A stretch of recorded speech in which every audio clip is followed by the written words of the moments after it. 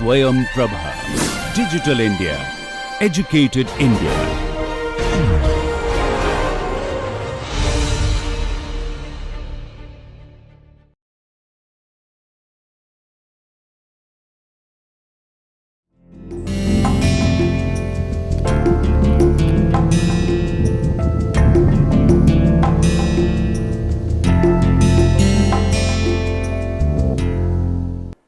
नमस्कार। भारतीय शासन और राजनीति से संबंधित कई विषयों, कई मुद्दों की हम चर्चा कर रहे हैं और उसी सिलसिले में आज के एपिसोड में हम भारतीय संसद के बारे में बातचीत करेंगे। हम सब जानते हैं कि अगर हम हिंदुस्तान की राजनीति को समझना चाहते हैं तो हमें यहाँ के संसद और इसके स्वरूप को समझना आवश्यक होगा। संसद, संसदीय कार्यवाही, सांसद, राजनीतिक दल, ये सभी ऐसे आयाम हैं जो हमारे राजनीतिक जीवन का अभिन्न हिस्सा है। और भले ही हम सब राजनीति में रुचि रखें या ना रखें, हमारे पास इनके बारे में थोड़ी बहुत जानकारी होती है और हम यह समझते हैं कि हम जिन्हें अपने प्रतिनिधि के रूप में चुनकर भेज रहे हैं वे हमारे एमपी या सांसद होते हैं और संसद में कानून बनाया जाता है और संसद में बहुमत होने पर ही सरकार बनती है। इस तरह की एक आम फहम समझ आम भारतीय के मन मस्तिष्क में होती है। हालांकि इसका सामान्यीकरण नहीं किया जा सकता है, पर आम तौर पर लोग इतनी समझ ज़रूर रखते हैं। आज के इस पूरी चर्चा में मेरी यह कोशिश होगी कि मैं आप सबको भारत की संसद के बारे में कुछ सामान्य बातों की जानकारी दे दूं। मेरी यह कोशिश होगी कि इस एपिसोड से गुजरने के बाद आप यह समझ पाएँ कि संसद के भीतर कौन कौन से तत्व आते हैं, संसद किस तरीके से कानून बनाने का काम करती है, संविधान संशोधन में संसद की क्या भूमिका होती है और इसी तरीके के तमाम दूसरे पहलुओं पर मैं बातचीत रखने की कोशिश करूँगा। अगर हम और नज़दीक जाकर देखें तो असल में भारतीय संसद और उससे जुड़ी विवेचना अपने आप में एक बहुत लंबा विषय हो सकती है, क्योंकि यह एक ऐसा विषय है जिसके बारे में अलग अलग तरीके के पहलू हैं और उन पर गहराई में जाने की काफ़ी संभावना है। इसलिए कई बार आपको यह लग सकता है कि इस पूरे एपिसोड में जो बातें कही जा रही हैं वह थोड़े सामान्य किस्म की हैं, लेकिन मेरी जो पूरी कोशिश है वह यह है कि जो संवैधानिक व्यवस्था है, उसकी जो ऐतिहासिक पृष्ठभूमि है, उसकी जानकारी देने के साथ ही साथ मैं संसद के अंगों के प्रदर्शन पर भी थोड़ी बातचीत रखूं। इस पूरी परिचर्चा का जो स्वरूप है वह इस प्रकार से होगा कि सबसे पहले हम एक ऐतिहासिक पृष्ठभूमि की बात करेंगे, उसके बाद संसद के अंग माने जाने वाले 3 तत्वों राष्ट्रपति, राज्यसभा और लोकसभा के बारे में एक सामान्य समझ बनाने की कोशिश करेंगे। फिर हम यह समझेंगे कि संसद के सत्र और बैठकें कैसे होती हैं, उनका स्वरूप कैसा होता है और उसके बाद कानून निर्माण की प्रक्रिया किस तरीके से आगे बढ़ती है, संविधान का संशोधन कैसे होता है और जिसे हम संसदीय विशेषाधिकार कहते हैं उसका क्या तात्पर्य है और संसद और कार्यपालिका के बीच में कैसा संबंध रहा है, उसका क्या अनुभव रहा है, इसे हम समझने की कोशिश करेंगे। और इस संदर्भ में हम अपने देश में संसदीय लोकतंत्र के इतिहास से भी गुजरने की कोशिश करेंगे। मिसाल के तौर पर हम ये देखने की कोशिश करेंगे कि अगर नेहरू का दौर था तो उस समय कैसा संबंध था, वर्तमान दौर में उसमें क्या परिवर्तन आया है और उसके बाद हम संसद और न्यायपालिका के बीच के संबंध पर भी विचार करेंगे कि आखिर इनके बीच के संबंधों को कैसे देखा जा सकता है। यह काफ़ी महत्वपूर्ण मसला इसलिए बन जाता है क्योंकि जो संविधान में संशोधन करने का एक पूरा अधिकार है या नया कानून बनाने का अधिकार है वह संसद के पास होता है, ऐसा संसदीय व्यवस्था में माना जाता है। लेकिन हमारे देश में जुडिशरी ने, न्यायपालिका ने न्यायिक पुनरीक्षण या जुडिशियल रिव्यू की शक्ति का विकास किया है और इसके तहत जो संसद की सारी शक्ति है वह जुडिशियल रिव्यू के दायरे में आ गई है। इसका क्या तात्पर्य है और समय के साथ विधायिका यानी कि लेजिस्लेचर और जुडिशरी यानी कि न्यायपालिका के बीच में किस तरीके के संबंध विकसित हुए हैं, हम इसके बारे में भी चर्चा करेंगे और आखिर में हम संसद के क्षरण से संबंधित कुछ विवादों को निष्कर्ष के रूप में देखेंगे और उन पर बातचीत करेंगे। जो हमारे देश में अगर हम संसदीय व्यवस्था की बात करें तो यह काफ़ी स्वाभाविक रूप से विकसित होकर हमारे पास आई, क्योंकि औपनिवेशिक दौर में हम जिस व्यवस्था को सबसे नज़दीक से जान रहे थे, हिंदुस्तान के नेता, राजनीतिक कार्यकर्ता, विद्वान, वह व्यवस्था थी ब्रिटेन की व्यवस्था। तो हमारी इस जानकारी के कारण और अंग्रेज़ों के द्वारा समय समय पर जो संवैधानिक सुधार किए गए, उन सुधारों के कारण जिस तरह की व्यवस्था स्थापित हुई, उस व्यवस्था में एक तरीके की संसदीय लोकतंत्र की प्रणाली थी और उसमें यह व्यवस्था थी कि एक संसद के माध्यम से या चुनी हुई विधायिका के माध्यम से सरकारों का गठन किया जाना चाहिए। हालांकि कभी भी केंद्र स्तर पर यह पूर्ण रूप से व्यवस्था लागू नहीं हुई। 1935 का अधिनियम भी कभी भी पूरी तरीके से लागू नहीं हुआ, लेकिन इसके साथ ही संघवाद का विचार भी साथ साथ चलता रहा। और संघवाद के विचार की में जो महत्वपूर्ण बात है वह यह है कि जब हिंदुस्तान आज़ाद होने वाला था, उस समय कैबिनेट मिशन प्लान में जिस तरीके की प्रणाली को अपनाया गया था वह एक संघवाद के ज़्यादा करीब थी, जिसमें केंद्र कमज़ोर था। लेकिन देश के विभाजन के अनुभवों के कारण हमारे संविधान सभा के सदस्यों ने संसदीय व्यवस्था पर जोर दिया। और अगर हम अपने संविधान के अलग अलग प्रावधानों को ध्यान से देखें तो हम यह पाएंगे कि उस संसदीय व्यवस्था में केंद्र की तरफ ज़्यादा झुकाव है, संसद को ज़्यादा शक्तियाँ प्राप्त हैं इकाइयों की तुलना में या राज्यों की तुलना में। तो इस लिहाज से संसदीय व्यवस्था को हमने अपनाया, लेकिन इसके साथ ही संविधान की जो मूल भावना है या संवैधानिक जो प्रावधान है उसको भी एक सर्वोच्चता के स्तर पर रखा गया। और ये एक हमेशा एक तनाव की स्थिति बनी रही, जिसके बारे में हम आगे उस समय और विस्तार से चर्चा करेंगे जब हम विधायिका और न्यायपालिका के बीच के संबंधों पर बातचीत करेंगे। अगर हम अपने देश के लोकतंत्र को देखें, भारतीय लोकतंत्र के बारे में विचार करें, तो यहाँ संसद जनता की सर्वोच्च प्रतिनिधि संस्था है। इसी के माध्यम से आम लोगों की संप्रभुता को अभिव्यक्ति मिलती है। संसद ही इस बात का प्रमाण है कि हमारी राजनीतिक व्यवस्था में जनता सबसे ऊपर है, जनता सर्वोपरि है। और आप यह भी ध्यान रखेंगे कि अगर हम लोकतंत्र के विकास की ऐतिहासिक यात्रा पर ध्यान दें तो उसके आरंभिक दौर में हमेशा ही प्रत्यक्ष लोकतंत्र को एक आदर्श माना गया, जहाँ पर लोग बैठें, आपस में बातचीत करें और मसलों का समाधान निकालें। और कई सारे विद्वानों ने, जिसमें रूसो प्रमुख हैं, प्रतिनिधि लोकतंत्र की काफ़ी तीखी आलोचना की। लेकिन अगर हम आधुनिक दौर की बात करें, जहां जनसंख्या काफ़ी ज़्यादा बढ़ चुकी है, वहां जो रिप्रेजेंटेटिव डेमोक्रेसी है, प्रतिनिधिमूलक लोकतंत्र है, वह अनिवार्य है। और ऐसी स्थिति में जो संसदीय लोकतंत्र की व्यवस्था है वह एक बेहतर माध्यम के रूप में सामने आती है, लोगों के विचारों को उनके प्रतिनिधियों के माध्यम से अभिव्यक्त करने के माध्यम के रूप में। तो इस लिहाज से हमें यह समझना होगा कि जो संसदीय प्रणाली है वह लोकतंत्र के प्रत्यक्ष रूप के संभव ना होने के कारण ही सामने आई है। और इस अर्थ में जब हम संसदीय शब्द के अर्थ पर विचार करते हैं तो इसका अर्थ होता है एक ऐसी लोकतंत्रात्मक राजनीति जहां सर्वोच्च शक्ति लोगों के प्रतिनिधियों के उस निकाय में निहित है जिसे संसद या पार्लियामेंट कहते हैं। भारत के संविधान के अधीन संघीय विधानमंडल को संसद कहा जाता है। यह वह धुरी है जो देश के शासन की नींव है। भारतीय संसद में राष्ट्रपति और 2 सदनों राज्यसभा और लोकसभा सम्मिलित होते हैं और इसमें राज्यसभा के सभापति हमेशा उपराष्ट्रपति होते हैं। बहरहाल भारतीय स्वतंत्रता अधिनियम 1947 में भारत की संविधान सभा को पूर्ण संप्रभुता संपन्न निकाय घोषित किया गया था। 14-15 अगस्त 1947 की मध्य रात्रि को उस सभा ने देश का शासन चलाने की पूर्ण शक्तियाँ ग्रहण कर लीं। अधिनियम की धारा 8 के द्वारा संविधान सभा को पूर्ण विधायी शक्ति प्राप्त हो गई, किंतु यह भी अनुभव किया गया कि संविधान सभा के संविधान निर्माण के कार्य तथा विधानमंडल के रूप में इसके साधारण कार्य में भेद बनाए रखने की ज़रूरत है।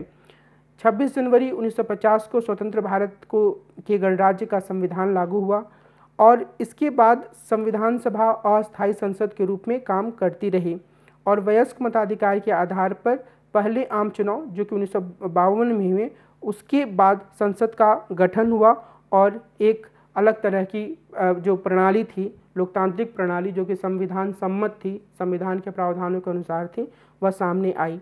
अनुच्छेद 79 या 79 में यह कहा गया है कि भारत का एक संसद होगा जो लोकतांत्रिक व्यवस्था को संचालित करने के लिए कानून बनाने का काम करेगा। संविधान के भाग 5 में अनुच्छेद 79 से 122 तक संसद के संगठन, शक्तियों और विशेषाधिकारों के बारे में बताया गया है। अब हम एक एक करके राष्ट्रपति, राज्यसभा और लोकसभा के बारे में समझने की कोशिश करेंगे।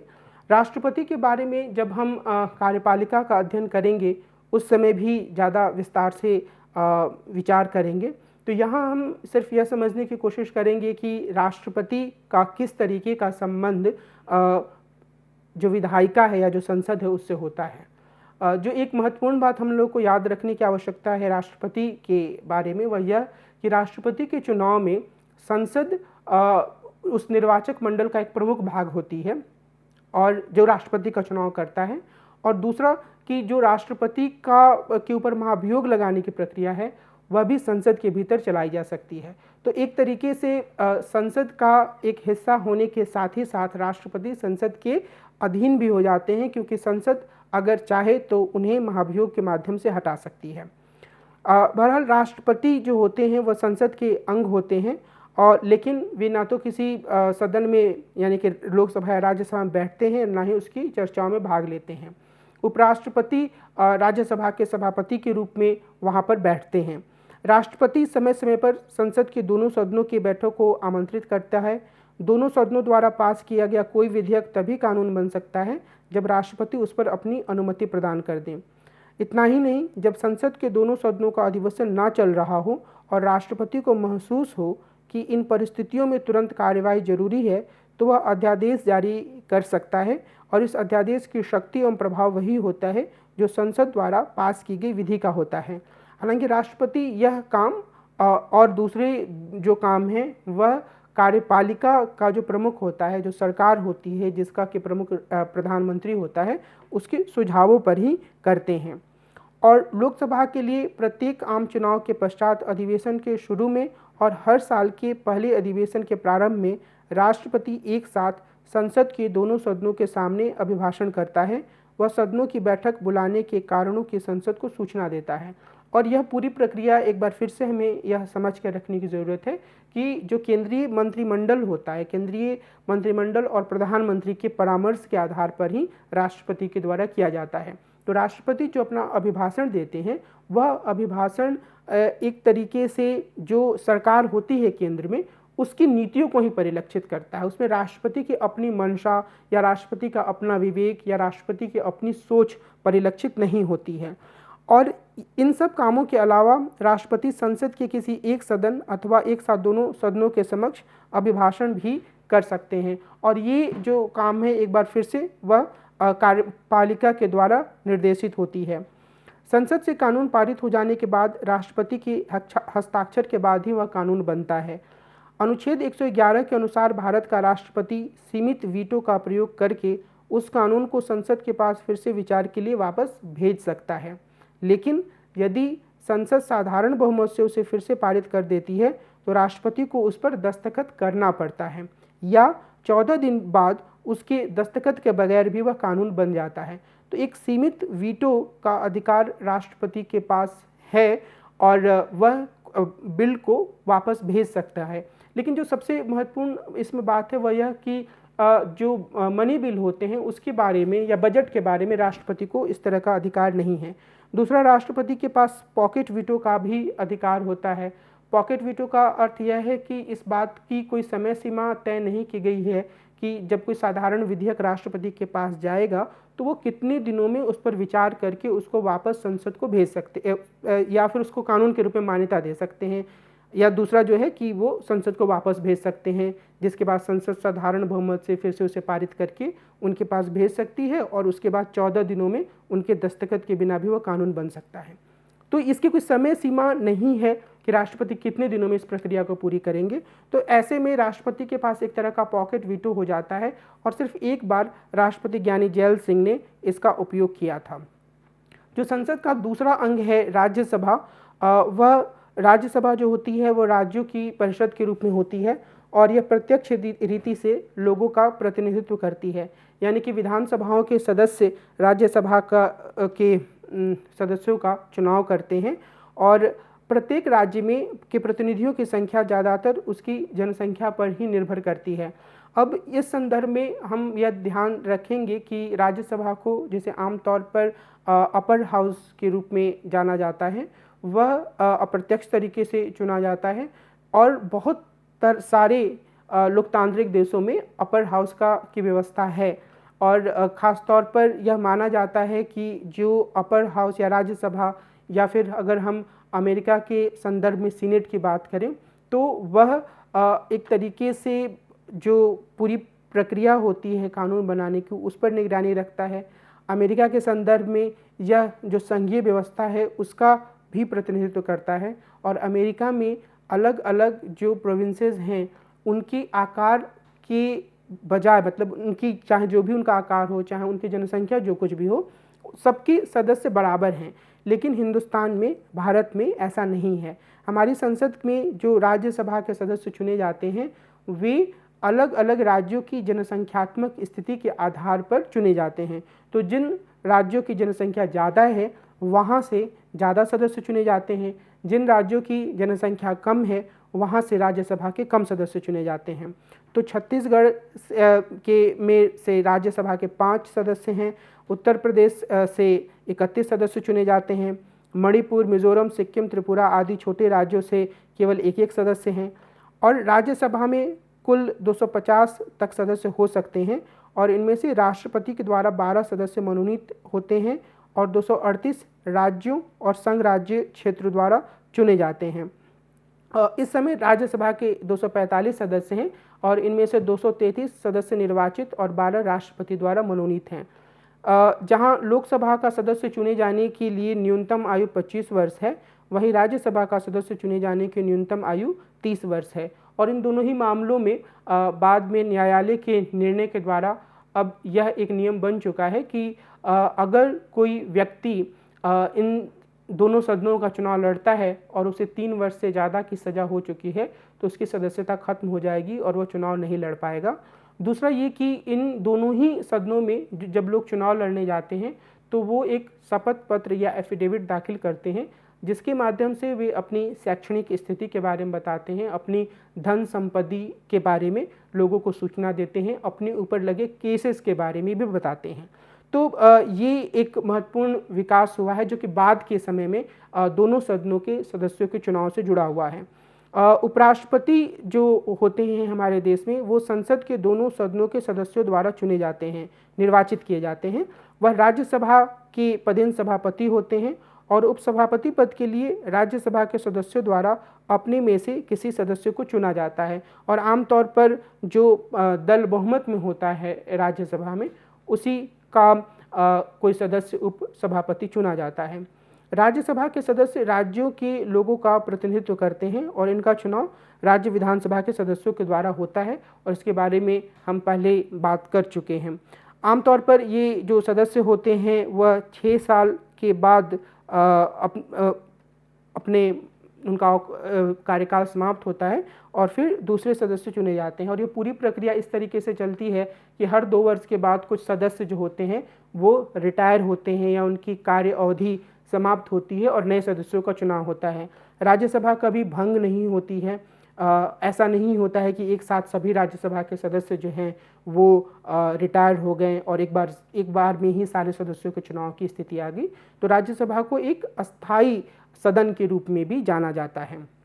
अगर हम लोकसभा की बात करें तो लोकसभा के सदस्यों का चुनाव जनता द्वारा सीधे वोट डालकर किया जाता है और इसमें first past the post system को अपनाया जाता है। इसका अर्थ यह है कि जो जितने उम्मीदवार चुनाव में खड़े होते हैं उनमें से जिस उम्मीदवार को सबसे ज़्यादा वोट मिलता है उसे ही निर्वाचित घोषित किया जाता है और 18 वर्ष या उससे अधिक आयु वाले प्रत्येक भारतीय नागरिक को इसमें मतदान देने का अधिकार है। और हम सब जानते हैं कि 61वें संविधान संशोधन से पहले ये जो आयु थी जो कि 1988 में संविधान संशोधन हुआ था तो उसके पहले यह आयु 21 वर्ष थी, तो बाद में इसको 18 वर्ष किया गया। भारत में जो ये लोअर हाउस या लोकसभा होता है उसकी कार्य अवधि या उसका कार्यकाल 5 वर्षों का होता है। 5 वर्ष की अवधि समाप्त हो जाने पर यह लोकसभा या यह सदन जो है वो खुद भंग हो जाता है। कुछ परिस्थितियों में संसद को पूर्ण कार्य अवधि समाप्त होने से पहले ही भंग किया जा सकता है और हमारे देश में ऐसा कई बार हुआ भी है। मिसाल के तौर पर जब 1977 में जनता पार्टी की सरकार बनी और वह अपना कार्यकाल पूरा नहीं कर पाई तो मध्यावधि चुनाव हुए 1980 में। उसी तरीके से 1989 में जनता दल की सरकार बनी थी वीपी सिंह के नेतृत्व में, उसके बाद चंद्रशेखर की सरकार बनी। लेकिन ये दोनों सरकारें चूँकि सदन में अपना बहुमत साबित नहीं कर पाईं और उसके बाद कोई और दल सरकार बनाने के लिए इच्छुक नहीं थी तो 1991 में चुनाव हुआ। उसी तरीके से फिर 1998 और 1999 में भी हमारे देश में मध्यावधि चुनाव हुए हैं। तो कई बार ऐसी स्थितियां पैदा होती हैं जब लोकसभा में किसी भी दल को बहुमत प्राप्त नहीं होता है, कोई भी दल सरकार बनाने की स्थिति में नहीं होता है, तो मध्यावधि चुनाव या मिड टर्म इलेक्शन कराए जाते हैं। अच्छा, संसद के दोनों सदनों को कुछ मामलों को छोड़कर सभी क्षेत्र में समान शक्तियाँ एवं दर्जा प्राप्त हैं, लेकिन ये जो कुछ मामले हैं वो काफ़ी महत्वपूर्ण हैं। कोई भी गैर वित्तीय विधेयक अधिनियम बनने से पहले दोनों सदनों में से प्रत्येक सदन द्वारा पास किया जाना आवश्यक है। राष्ट्रपति पर महाभियोग चलाने, उपराष्ट्रपति को हटाने या निर्वाचित करने, संविधान में संशोधन करने और उच्चतम न्यायालय एवं उच्च न्यायालयों के न्यायाधीशों को हटाने जैसे महत्वपूर्ण मामलों में राज्यसभा को लोकसभा के बराबर ही शक्ति प्राप्त है। राष्ट्रपति के अध्यादेशों, आपात की उद्घोषणा और किसी राज्य में संवैधानिक व्यवस्था के विफल हो जाने की उद्घोषणा और किसी राज्य में संवैधानिक और इस उद्घोषणा को जब संसद के सामने रखा जाता है तो दोनों ही सदनों की एक सहमति इस पर जरूरी होती है। किसी धन विधेयक और संविधान संशोधन विधेयक को छोड़कर अन्य किसी भी विधेयक पर दोनों सदनों के बीच असहमति हो तो इसके लिए संसद के संयुक्त बैठक को बुलाया जाता है। इस बैठक में मामले बहुमत द्वारा तय किए जाते हैं। दोनों सदनों की ऐसी बैठक पीठासीन अधिकारी के द्वारा बुलाया जाता है। जो लोकसभा का अध्यक्ष होता है वही पीठासीन अधिकारी होता है, वही इसकी अध्यक्षता करता है। अगर वह नहीं है तो फिर लोकसभा का उपाध्यक्ष और उसके बाद राज्यसभा का उपसभापति इस तरह की बैठकों की अध्यक्षता करता है। जब हम संसद के द्वारा कानून बनाए जाने की पूरी प्रक्रिया के बारे में चर्चा करेंगे तब हम एक बार फिर से इस मुद्दे पर वापस लौटेंगे कि संसद का जो संयुक्त सत्र बुलाया जाता है उसका क्या प्रभाव होता है। लेकिन अगर हम संसद के सत्र और बैठकों की बात करें तो इस संदर्भ में एक जो महत्वपूर्ण बात है वह है कि लोकसभा प्रत्येक आम चुनाव के बाद चुनाव आयोग द्वारा अधिसूचना जारी किए जाने के बाद गठित होती है और लोकसभा की पहली बैठक शपथ विधि के साथ आरंभ होती है। इसके नवनिर्वाचित सदस्य भारत के संविधान के प्रति श्रद्धा और निष्ठा रखने के लिए, भारत की प्रभुता और अखंडता अक्षुण्ण रखने के लिए और संसद सदस्य के कर्तव्यों का श्रद्धापूर्वक निर्वहन करने के लिए शपथ लेते हैं। राज्यसभा के बारे में जैसा मैंने पहले कहा कि चूँकि वह एक लगातार चलते रहने वाले सदन के रूप में है तो उसका अलग से ऐसा कभी मौका नहीं आता है उसके पास कि सारे सदस्य एक साथ शपथ ले रहे हैं, लेकिन जो भी नए सदस्य चुने जाते हैं वह भी इसी तरीके से शपथ लेते हैं। इसके बाद राष्ट्रपति समय समय पर संसद के प्रत्येक सदन को बैठक के लिए आमंत्रित करता है। प्रत्येक अधिवेशन की अंतिम तिथि के बाद राष्ट्रपति को 6 मास के भीतर आगामी अधिवेशन के लिए सदनों की बैठक के लिए आमंत्रित करना होता है। यद्यपि सदनों को बैठक के लिए आमंत्रित करने की शक्ति राष्ट्रपति में निहित है, तथापि व्यवहार में इस आशय के प्रस्ताव की पहल सरकार द्वारा की जाती है। एक तरीके से हम देखें तो जो विधायिका में जो एक पूरा उसका बिल है, साधारण बिल, उसको विधायिका के पास वापस भेजने और पॉकेट वीटो का कई बार प्रयोग करने, जो कि वो भी एक तरीके से असहज स्थिति हो सकती है। और दूसरे स्तर पर कई बार जो केंद्रीय मंत्रिमंडल का पूरा प्रस्ताव आता है उसको एक बार वापस भेज दें कि जो शक्ति राष्ट्रपति के पास है वह उसके विवेकाधिकार के अधीन की शक्तियां हैं और बाकी अधिकांश काम वह केंद्रीय मंत्रिमंडल के परामर्श के माध्यम से ही करते हैं। तो हम यह देखेंगे कि संसद के सत्र को कब बुलाना है, वह कितने दिन का होगा, उसमें राष्ट्रपति जो अभिभाषण देंगे उसका पूरा कंटेंट क्या होगा, उसकी अंतर्वस्तु क्या होगी, ये सारी चीज़ें मंत्रिमंडल के द्वारा तय की जाती हैं। अब जो संसद का सत्र होता है हमारे देश में वह प्रतिवर्ष 3 सत्र होते हैं, बजट अधिवेशन, मानसून अधिवेशन और शीतकालीन अधिवेशन। अब इसमें बजट अधिवेशन काफ़ी बड़ा होता है, यह 2 भागों में बटा होता है और इस दौरान बजट प्रस्तुत किया जाता है, रेल बजट प्रस्तुत किया जाता है। आज वर्तमान दौर में रेल बजट और बजट को एक साथ मिला दिया गया है, पहले यह अलग अलग होता था। तो और इसके अलावे भी कई अन्य तरह के विधेयक इसमें प्रस्तुत किए जाते हैं। तो ये सत्र जो होता है वो सबसे बड़ा होता है। आमतौर पर मानसून सत्र और शीतकालीन सत्र छोटे होते हैं, लेकिन किसी भी 2 सत्र के बीच में 6 महीने से ज़्यादा का अंतर नहीं होना चाहिए।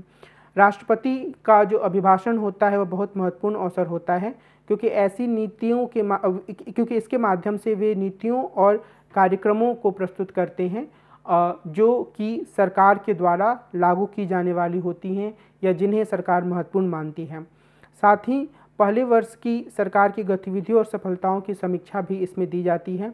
राष्ट्रपति का अभिभाषण चूँकि सरकार की नीति का विवरण होता है, अतः उसे सरकार द्वारा ही तैयार किया जाता है और इस अभिभाषण पर बहुत व्यापक चर्चा होती है और उसके बाद धन्यवाद प्रस्ताव के संशोधनों के द्वारा उन मामलों पर चर्चा की जा सकती है जिनका कि अभिभाषण में विशेष रूप से उल्लेख ना हो।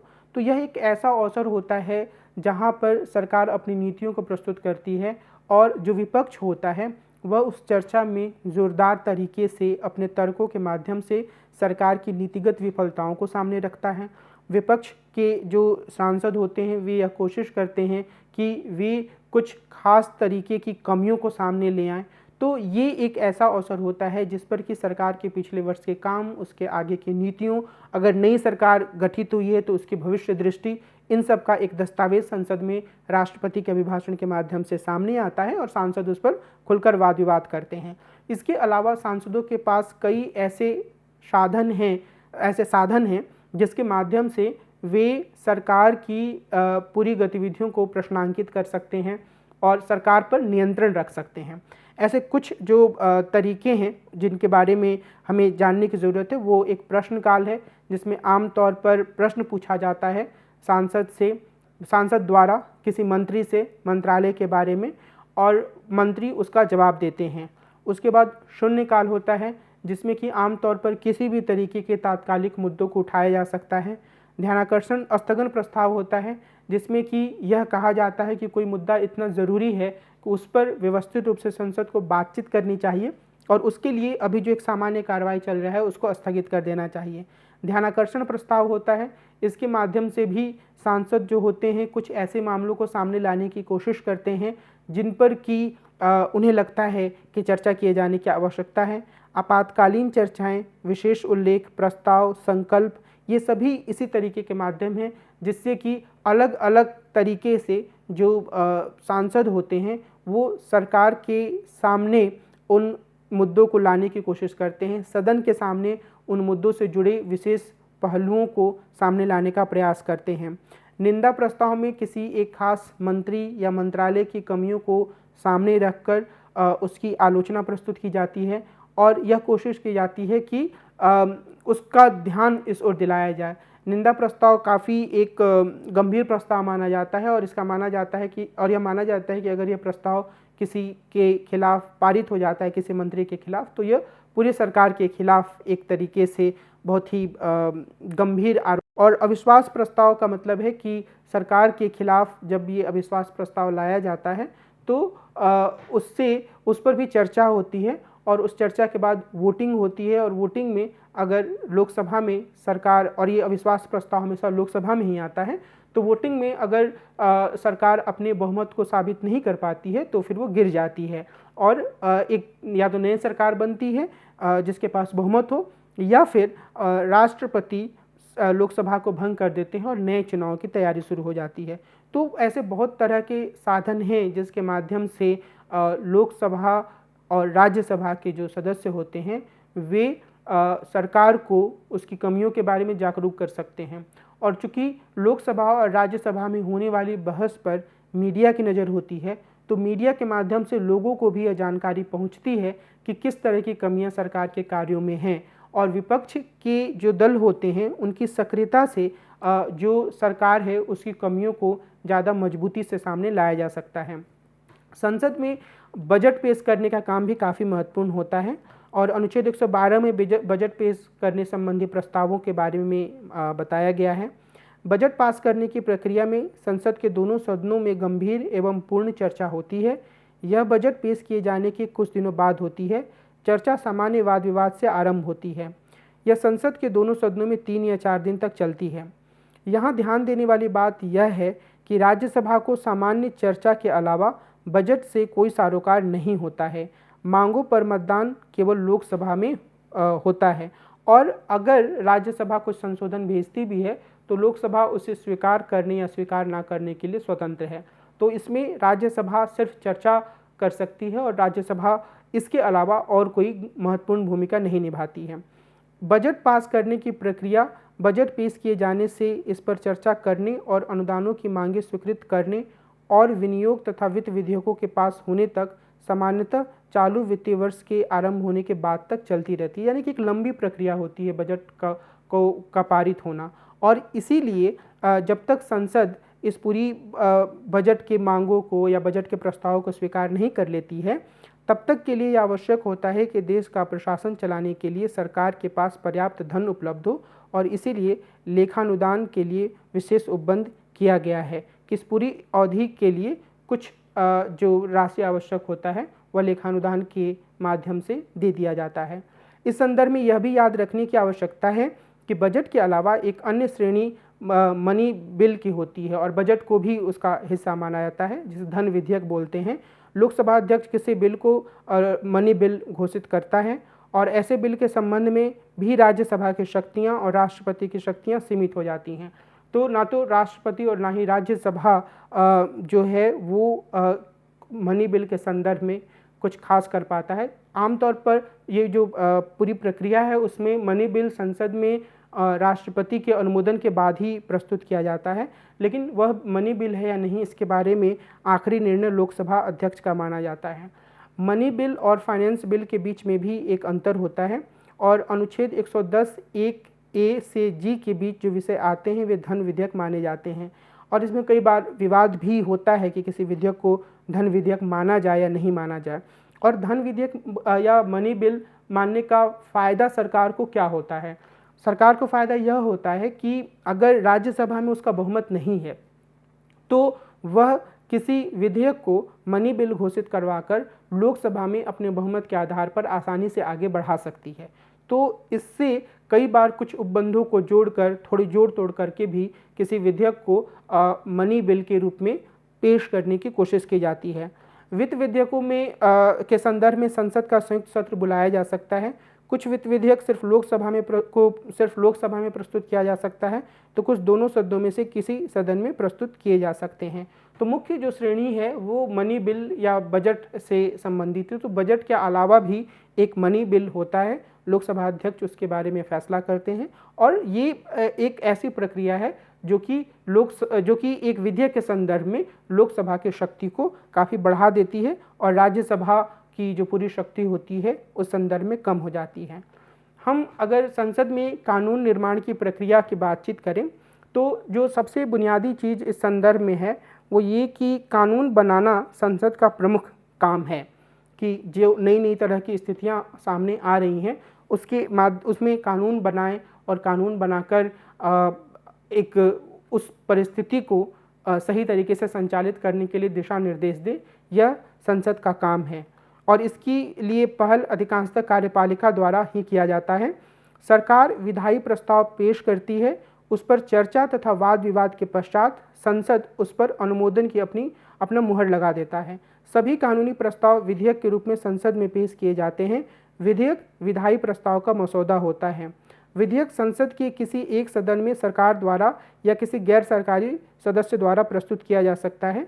इस प्रकार मोटे तौर पर 2 प्रकार के विधेयक होते हैं, पहला सरकारी विधेयक और दूसरा गैर सरकारी सदस्यों के विधेयक।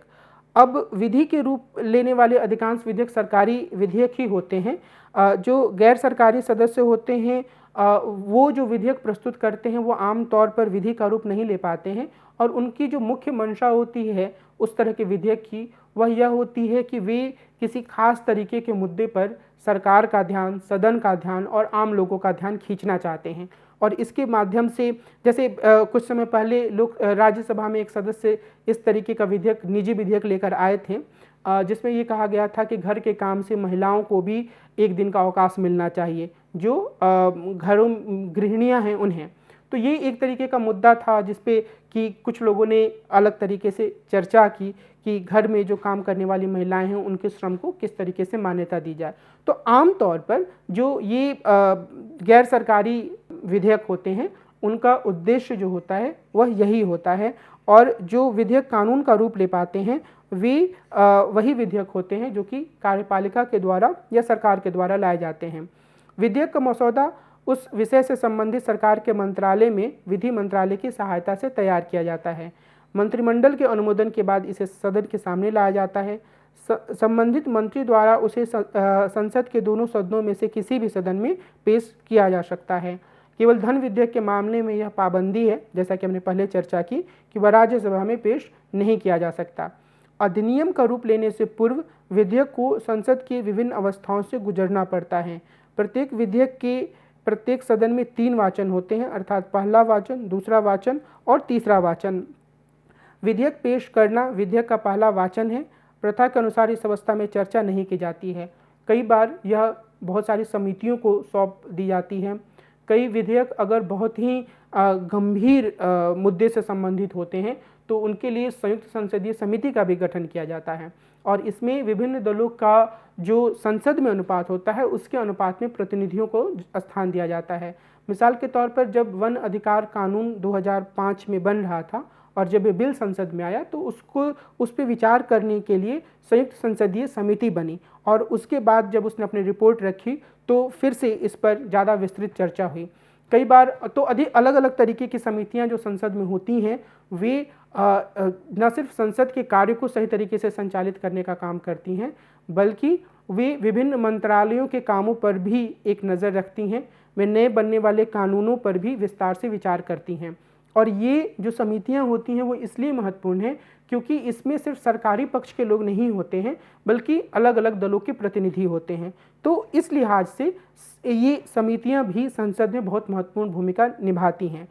तो जो विधेयक का दूसरा वाचन होता है वो पहले स्तर से गुजरने के बाद होता है, जो कुछ समितियों के पास जाता है या फिर संयुक्त संसदीय समिति का गठन किया जाता है। और इस अवस्था में जो दूसरा वाचन होता है उसमें उसकी विस्तृत एवं बारीकी से जाँच की जाती है। जब विधेयक के सभी खंडों पर और अनुसूचियों पर जो कि अगर अलग अलग कोई अनुसूचियां हैं तो सदन उन पर विचार करता है और उन्हें स्वीकृत करता है, और उसके बाद संबंधित मंत्री यह प्रस्ताव कर सकता है कि विधेयक को पास किया जाए। यह तीसरा वाचन कहलाता है, थर्ड रीडिंग। और जिस सदन में विधेयक पेश किया गया है उसमें पास किए जाने के बाद उसे सहमति के लिए दूसरे सदन में भेज दिया जाता है। वहाँ विधेयक पर को फिर से इन 3 अवस्थाओं से गुजरना पड़ता है, और अगर संयुक्त संसदीय समिति के द्वारा विचार कर लिया गया है तो उसको थोड़ी बहुत वैधता मिली होती है दूसरे सदन में भी। किसी विधेयक पर दोनों सदनों के बीच असहमति के कारण गतिरोध पैदा भी हो सकती है, और उस गतिरोध पैदा होने की स्थिति में सदनों की संयुक्त बैठक को बुलाने का प्रावधान है अनुच्छेद 108 के अंतर्गत। और हमें यह ध्यान रखना होगा कि हालांकि यह एक ऐसा तरीका है जिसका कि सहारा सरकारें ले सकती हैं, खासतौर पर वैसी सरकारें जिनका कि लोकसभा में बहुमत है पर राज्यसभा में बहुमत नहीं है और कानून बार बार रोक दिए जाते हैं राज्यसभा के द्वारा। लेकिन हमारे देश की संवैधानिक व्यवस्था में एक ऐसी प्रथा स्थापित हो चुकी है जिसमें इसे बहुत ही आकर्षक विकल्प नहीं माना जाता है, और यह माना जाता है कि एक तरीके से यह राज्यसभा की आवाज़ को दबाने की कोशिश है। तो आमतौर पर सरकारें इसका सहारा नहीं लेती हैं, और अभी तक की हिंदुस्तान के संसदीय इतिहास में सिर्फ 3 बार संसद के संयुक्त सत्र को बुलाया गया है। पहला दहेज निषेध कानून 1961 के संदर्भ में, दूसरा 1978 में banking service commission repeal bill के बारे में, और तीसरा प्रिवेंशन ऑफ टेररिज्म एक्ट पोटा के बारे में 2002 में। तो इसका बहुत ही कम उपयोग किया गया है, और जब अगर मान लीजिए कि संयुक्त सत्र की बैठक बुलाई जाती है तब भी यदि उसके बाद जब वो बिल पास होता है तो उसे राष्ट्रपति के पास भेजा जाता है अनुमोदन के लिए, और यदि राष्ट्रपति अनुमति प्रदान कर देता है तो उस स्थिति से विधेयक जो है वो अधिनियम बन जाता है। यहाँ पर हम संसदीय विशेषाधिकारों की भी बात कर सकते हैं, क्योंकि ये काफ़ी महत्वपूर्ण होते हैं और इसमें प्रत्येक सांसद को अपने विचारों को रखने की आज़ादी होती है संसद में, और संसद में वो चाहे जो भी विचार रखे, इसके लिए उस पर किसी न्यायालय में मुकदमा नहीं चलाया जा सकता है। तो एक सांसद अगर चाहे तो वो संसद में न्यायपालिका की भी तीखी आलोचना कर सकता है, और उसकी उस आलोचना को आधार बनाकर न्यायपालिका अवमानना का जो पूरा एक केस है उसके ऊपर दर्ज नहीं कर सकती है। संसद के परिसरों के भीतर अध्यक्ष या सभापति की अनुमति के बिना दीवानी या आपराधिक कोई कानून सम्मन नहीं दिए जा सकते हैं। अध्यक्ष सभापति की अनुमति के बिना संसद भवन के अंदर किसी को भी गिरफ्तार नहीं किया जा सकता है, क्योंकि संसद के परिसरों में केवल संसद के सदन के या अध्यक्ष सभापति के आदेशों का पालन होता है। यहाँ अन्य किसी सरकारी प्राधिकारी के या स्थानीय प्रशासन के आदेश का पालन नहीं होता। इसके अलावा अगर संसद को यह लगता है कि किसी बाहरी अधिकारी ने उनके आदेशों की अवमानना की है या किसी ने कुछ ऐसी टिप्पणियां की हैं जो संसद की गरिमा के खिलाफ हैं, तो फिर संसद उनके खिलाफ प्रस्ताव पारित कर सकती है, या फिर उन्हें संसद के भीतर बुलाकर भी एक तरीके से उन्हें यह कह सकती है कि उन्होंने जो किया है वो गलत किया है। तो एक तरीके से उन्हें संसद के में बुलाने और उनसे ये कहने का अधिकार भी संसद को है कि संसद की गरिमा का उल्लंघन नहीं किया जा सकता है। तो संसद के पास संसदीय विशेषाधिकारों के रूप में काफ़ी महत्वपूर्ण अधिकार प्राप्त हैं, और अगर कोई मंत्री गलत सूचना देता है, अगर कोई सांसद गलत सूचना देता है, तो उस पर विशेषाधिकार के उल्लंघन का भी प्रस्ताव लाया जाता है। जो संसद का एक महत्वपूर्ण कार्य है वह संविधान के संशोधन से जुड़ा हुआ है। इस प्रक्रिया का विवरण संविधान के अनुच्छेद 368 में है, जो कि संविधान के भाग 20 में शामिल है। 1995 में संविधान के लागू होने के बाद से इसमें 103 संशोधन किए जा चुके हैं, और चूँकि संशोधनों की संख्या बढ़ती रहती है, तो ये मुमकिन है कि जब तक आप इसे देख रहे हों उसमें कुछ और वृद्धि हो गई हो, लेकिन जो ये पूरी प्रक्रिया है उसे समझने की आवश्यकता है। संविधान के अनुच्छेद 368 में संशोधन की प्रक्रिया का उल्लेख किया गया है। इसमें संशोधन की 3 विधियों को अपनाया गया है। साधारण विधि द्वारा संशोधन, दूसरा संसद की विशेष बहुमत द्वारा संशोधन, और तीसरा संसद की विशेष बहुमत और राज्य के विधानमंडलों की स्वीकृति से संशोधन। साधारण विधि द्वारा संशोधन: संसद के साधारण बहुमत द्वारा पारित विधेयक राष्ट्रपति की स्वीकृति मिलने पर कानून बन जाता है। इसके अंतर्गत राष्ट्रपति की पूर्व अनुमति मिलने पर निम्न संशोधन किए जा सकते हैं। पहला, नए राज्यों का निर्माण। दूसरा, राज्य क्षेत्र, सीमा और नाम में परिवर्तन। तीसरा, संविधान की नागरिकता संबंधी अनुसूचित क्षेत्रों और जनजातियों के प्रशासन संबंधी तथा केंद्र द्वारा प्रशासित क्षेत्रों के प्रशासन संबंधी व्यवस्थाएं। दूसरा, विशेष बहुमत के द्वारा संशोधन होता है।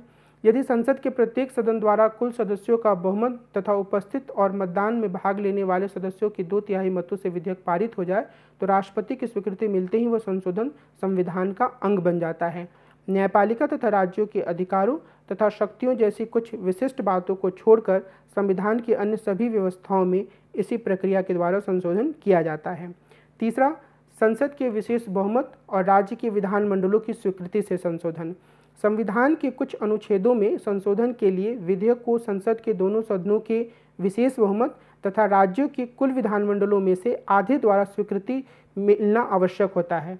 इसके द्वारा किए जाने वाले संशोधन के प्रमुख विषय हैं: पहला, राष्ट्रपति का निर्वाचन। दूसरा, राष्ट्रपति निर्वाचन की कार्यपद्धति। तीसरा, संघ की कार्यपालिका शक्ति का विस्तार। चौथा, राज्य की कार्यपालिका शक्ति का विस्तार। पांचवा, केंद्र शासित क्षेत्रों के लिए उच्च न्यायालय। छठा, संघीय न्यायपालिका। सातवां, राज्यों के उच्च न्यायालय। आठवां, संघ एवं राज्य में विधायी संबंध। नौवां, 7वीं अनुसूची का कोई विषय। 10वां, संसद में राज्यों का प्रतिनिधित्व। और 11वां, संविधान संशोधन की प्रक्रिया से संबंधित उपबंध। संविधान संशोधन के लिए कभी भी संयुक्त सत्र नहीं बुलाया जा सकता है। सर्वोच्च न्यायालय ने यह सीमा भी लगाई है कि संविधान की बुनियादी संरचना में परिवर्तन नहीं हो सकता है। ये बुनियादी संरचना की जो बात है उस पर मैं और थोड़ा विस्तार से अपनी बातों को रखूँगा जब हम कार्यपालिका और जब हम विधायिका और न्यायपालिका के संबंधों की बात करेंगे। लेकिन जो मुख्य बात है संविधान संशोधन की पूरी विधि के बारे में, वह यह है कि संविधान में कुछ मामलों के लिए बहुत ही सरल संशोधन पद्धति रखी गई है, कुछ मामलों के लिए थोड़ी कठिन और कुछ अन्य मामलों के लिए अत्यधिक कठिन।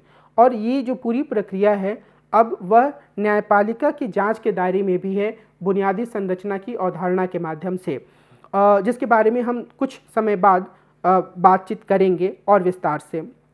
अगर हम संसद और कार्यपालिका के संबंधों को देखें तो निश्चित रूप से जो एक विचार है वह यह माना जाता रहा है कि जो वर्तमान दौर में जो कार्यपालिका है उसका संसद पर काफ़ी ज़्यादा नियंत्रण है, क्योंकि दल बदल कानून के कारण कोई भी जो पार्टी का सांसद होता है वो अपने पार्टी के व्हिप का उल्लंघन नहीं कर सकता है। कई बार ऐसी शिकायतें भी आती हैं कि कार्यपालिका के जो सदस्य होते हैं, जो मंत्री होते हैं, जो प्रधानमंत्री होते हैं, वे संसद की कार्रवाई को बहुत ज़्यादा गंभीरता से नहीं लेते हैं। पहले के दौर में अगर जवाहरलाल नेहरू के प्रधानमंत्रित्व काल को हम देखें तो वहाँ पर कार्यपालिका में के द्वारा विधायिका को पर्याप्त सम्मान दिया जाता था और विधायिका में होने वाली बहसों का असर कार्यपालिका की नीतियों पर पड़ता था। बाद के दौर में, इंदिरा गांधी के दौर में, यह संबंध जो है वो काफ़ी हद तक कार्यपालिका के डोमिनेशन का हो गया, जबकि हकीकत यह है कि कार्यपालिका अपने अस्तित्व के लिए लोकसभा पर निर्भर है। लेकिन बाद में स्थिति और बदतर हुई जबकि दल बदल विरोधी कानून आया, जिसमें पहले प्रावधान था कि 1/3 सदस्य अलग होकर अपने लिए दल का निर्माण कर सकते हैं। बाद में इसमें और संशोधन किया गया और इसकी संख्या बढ़ाकर 2/3 सदस्य कर दी गई। लेकिन मसला सिर्फ पार्टी से अलग होने का नहीं है, मसला यह भी है कि आमतौर पर जो सांसद हैं वे अपनी पार्टी लाइन से हटकर अपने विचारों को नहीं रख पाते हैं। अगर वे किसी विषय में अपने पार्टी के विचारों से असहमत हैं तब भी उन्हें पार्टी की पूरी जो लाइन है उसका अनुसरण करना होता है। अगर वो ऐसा ना करे तो उनके खिलाफ दल बदल विरोधी कानून के माध्यम से कार्रवाई हो सकती है या कहा जा सकता है कि उन्होंने दल से अलग जाकर काम किया है, तो ऐसी स्थिति में उनकी सदस्यता खतरे में पड़ जाती है। यहाँ मैं बस एक छोटे से बिंदु का उल्लेख करना चाहता हूँ। एक राजनीतिक दार्शनिक हुए हैं जॉन स्टुअर्ट मिल, और उन्होंने लोकतंत्र के संबंध में जब विचार किया तो उन्होंने यह कहा कि जो लोग वोट डालते हैं उन्हें यह अधिकार होना चाहिए कि या उनके लिए ज़रूरी होना चाहिए कि वे खुलकर बताएं कि उन्होंने किसको वोट दिया है और फिर वो उसके कारणों को बताएं कि उन्होंने किसी को वोट क्यों दिया है। अगर हम इस पूरी सोच को हिंदुस्तान के लोकतंत्र पर लागू करना चाहें तो शायद बहुत आदर्श स्थिति पैदा नहीं होगी, क्योंकि समाज के कई वंचित तबके होते हैं जो कि प्रभुत्वशाली तबकों से डरे होते हैं, तो वो अगर खुलकर बताएंगे कि उन्होंने किसे वोट दिया है तो शायद ये उनके लिए एक हिंसा का खतरा पैदा कर सकता है। लेकिन शायद जेस मिल के इस विचार को हम अपने सांसदों पर लागू कर सकते हैं। अगर सांसदों को हम यह अधिकार दें कि वे अविश्वास प्रस्ताव जैसे कुछ मामलों को छोड़कर बाकी सारे मामलों पर अपने दल की लाइन से अलग जाकर वे विचार रख सकते हैं, तो ज़्यादा बेहतर तरीके से विचार सामने आ सकते हैं और वो कार्यपालिका को एक संदेश भी दे सकते हैं कि उनके पार्टी के भीतर भी लोग तार्किक या आलोचनात्मक तरीके से सरकार की लाइन से कुछ अलग सोच रख रहे हैं। तो ये एक ज़रूरी सुधार की चीज़ हो सकती है। लेकिन वर्तमान स्थिति में हम यह कह सकते हैं कि जो विधायिका है वह काफ़ी हद तक कार्यपालिका के नियंत्रण में है। हालांकि कार्यपालिका का अस्तित्व विधायिका पर निर्भर है, लेकिन अगर किसी सरकार को पूर्ण बहुमत प्राप्त है तो वह विधायिका से वो सारे काम करवा लेती है जो वो करवाना चाहती है। गठबंधन सरकारों के दौर में स्थिति थोड़ी बहुत बदली थी, लेकिन जैसे ही वह सरकार एक दल की हो जाती है तो वो पूरी तरीके से अपना मनमाना कार्य करना आरंभ कर देती है। कई सरकारें नहीं करती हैं, कई सरकारें कर सकती हैं। हालांकि गठबंधन के दौर में सरकारें हमेशा ही अलग अलग दलों के कारण विधायिका पर ज़्यादा निर्भर रहती हैं। अब अगर हम न्यायपालिका के संदर्भ में बात करें तो हमने ये जिक्र किया था कि जो केशवानंद भारती जजमेंट आया था 1973 में, उसके बारे में उसके आधार पर उसके द्वारा एक बेसिक स्ट्रक्चर की संकल्पना प्रस्तुत की गई। इसके बारे में जुडिशरी से संबंधित एपिसोड में, भारतीय न्यायपालिका से संबंधित एपिसोड में हम ज़्यादा विस्तार से चर्चा करेंगे। लेकिन बेसिक स्ट्रक्चर की सिर्फ संकल्पना का अर्थ और इसका जो एक संसद पर प्रभाव है उसको मैं आपके सामने रखना चाह रहा हूँ। तो जो ये बेसिक स्ट्रक्चर का पूरा ये पूरी संकल्पना जो 1973 में केशवानंद भारती मामले में सर्वोच्च न्यायालय के द्वारा दी गई, उसका अर्थ यह है कि सर्वोच्च न्यायालय ने कहा कि अगर संसद चाहे तो वो संविधान के किसी भी भाग में संशोधन कर सकती है, लेकिन वो संविधान की बुनियादी संरचना या बेसिक स्ट्रक्चर के साथ छेड़छाड़ नहीं कर सकती है। उस समय के जो मुख्य न्यायाधीश थे उन्होंने कुछ सूची देने की कोशिश की कि किन चीज़ों को हम बेसिक स्ट्रक्चर में शामिल कर सकते हैं। अन्य न्यायाधीशों ने भी इस बात को रखा, लेकिन कुल मिलाकर कोई पक्की सूची नहीं है कि बेसिक स्ट्रक्चर में कौन सी चीज़ें आती हैं। बाद में मिनर्वा मिल्स मामले में सर्वोच्च न्यायालय ने फिर से बेसिक स्ट्रक्चर की अवधारणा को दोहराया और अब इसे एक तरीके से स्वीकार कर लिया गया है कि संसद संविधान की बुनियादी संरचना के साथ छेड़छाड़ नहीं कर सकती है। और इसने विधायिका की शक्तियों पर सीमा लगाने का काम किया है, क्योंकि इसके कारण से विधायिका के द्वारा पारित किया जाने वाला हर संशोधन, विधायिका के द्वारा बनाया जाने वाला हर कानून न्यायिक पुनरीक्षण या जुडिशियल रिव्यू के दायरे में आ चुका है। लेकिन कुछ मामलों में विधायिका ने भी अपने शक्तियों की दावेदारी फिर से करने की कोशिश की है। मिसाल के तौर पर 2005 में झारखंड विधानसभा ने सर्वोच्च न्यायालय के उस निर्देश को विधानसभा के अधिकारों में दखल माना जिसमें सर्वोच्च न्यायालय ने यह कहा था कि झारखंड विधानसभा अपनी बैठक करे और नेता का चुनाव करे। 2006 में लोकसभा अध्यक्ष थे सोमनाथ चटर्जी। उन्होंने घूस लेकर प्रश्न पूछने के मामले में कई सांसदों को बर्खास्त कर दिया। अब जब ये सांसद सर्वोच्च न्यायालय गए तो सर्वोच्च न्यायालय ने यह एक नोटिस जारी किया लोकसभा अध्यक्ष को इस मामले में पेश होने का या जवाब देने के लिए। तो बाद में सोमनाथ चटर्जी ने एक बैठक बुलाई विधानसभा अध्यक्षों की और उस पर यह तय किया गया कि यह जो पूरा मामला है उसमें सर्वोच्च न्यायालय की नोटिस को स्वीकार नहीं किया जा सकता है, क्योंकि यह संसद के भीतर का मामला है और इसमें संसद को और लोकसभा अध्यक्ष को अपने कार्यों के बारे में निर्णय लेने का अधिकार है। तो कुछ मामलों में संसद ने अपने अधिकारों की दावेदारी भी की है। कई ऐसे मामले भी आए हैं जहां पर सर्वोच्च न्यायालय के निर्णय को संसद ने पलटा है और उसके बाद जब वो मामला फिर से सर्वोच्च न्यायालय के पास गया तो सर्वोच्च न्यायालय ने संसद के निर्णय को स्वीकार कर लिया है। तो एक टकराव की स्थिति बहुत आगे तक नहीं गई। कई ऐसे मामले भी हुए हैं, जैसे मिसाल के तौर पर जो जजों की नियुक्ति के लिए एक कमीशन बनाने की बात थी, उस पूरे संविधान संशोधन को और उस पूरे कानून को सर्वोच्च न्यायालय ने नकार दिया, तो फिर संसद उस मामले पर आगे नहीं गई।